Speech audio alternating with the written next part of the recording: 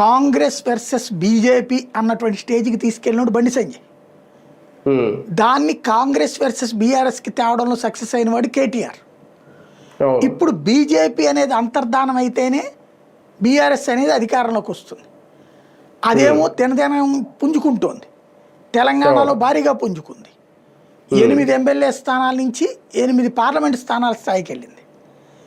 ఇప్పుడు అది ఫ్యూచర్లో థ్రెట్ అవుతుంది, మళ్ళీ బండి సంజయ్ని ముందు పెడితే అన్న భయం ఉంది. కాబట్టి లడ్డూలో దొరికాడు ఆ భగీరథ్ వల్ల బండి సంజయ్.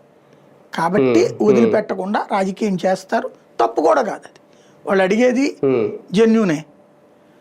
చెయ్యాలా చేయకూడదా అన్నటువంటి నిర్ణయం బండి సంజయ్ది. బర్తరఫ్ చేయకపోవచ్చు, నిజంగా బర్తరఫ్ చేయకపోవచ్చు. నిజంగా ఈ కేసులో భగీరథ్కి కనుక శిక్ష పడితే అంటే ఈ కేసు వేరు. గతంలో చాలా మంది మంత్రులుగా ఉన్న వాళ్ళు, మన కేజ్రీవాల్ ఇలాంటి వాళ్ళు, అంటే ఆ కేసులు వేరు అనుకోండి, వాళ్ళే పదవుల్లో కొనసాగారు. ఇక్కడ కొడుకు చేసిన నేరానికి తండ్రి బాధ్యత వహించాలా, తండ్రి బాధ్యత వహించి రాజీనామా చేయాలా? ఒకవేళ శిక్ష పడితే నేను అడిగి, శిక్ష పడితే ఖచ్చితంగా రాజీనామా చేయాల్సి వస్తుంది. శిక్ష పడితే, కాకపోతే అప్పటికి ఇది టర్మ్ కూడా అయిపోతుంది అనుకుంటా. శిక్ష అంటే తొందరగా అవ్వదు కదా, వాదోపవాదాలు చాలా ఉంటాయి, ఆ సర్టిఫికెట్లు అదంతా కూడా. కాబట్టి అప్పటికి అంత పెద్ద టెన్షన్ ఉండకపోవచ్చేమో.